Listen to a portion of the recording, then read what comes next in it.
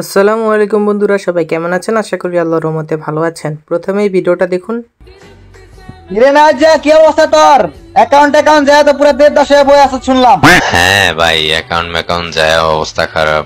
আছি ভাই আলহামদুলিল্লাহ। তোর কি খবর? হ্যাঁ আমিও আছি আলহামদুলিল্লাহ। দিনকালও ভালো। হ্যাঁ এটা আবার কার রে? চিনা চিনা লাগে।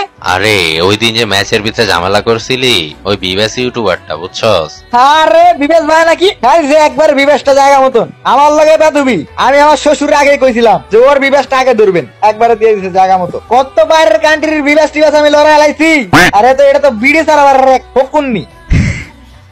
নওয়াজা এসালার বসালা আজকে আবার আমার অপমানি করে দেখতো। রে রে তুই অপমানের আন্তরি দেখলি কি?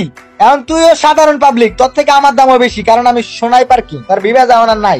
নওয়াজা এতে কি বেশি কথা বলেন মনে হচ্ছে আমার ভাই হাতে কি এখন আমি আমার আসল রূপ দেখাই দিব নিরে বলছো একটু ভাই? তুই কি দেখাবি? দেখা দেখা দেখি আমিও একটু।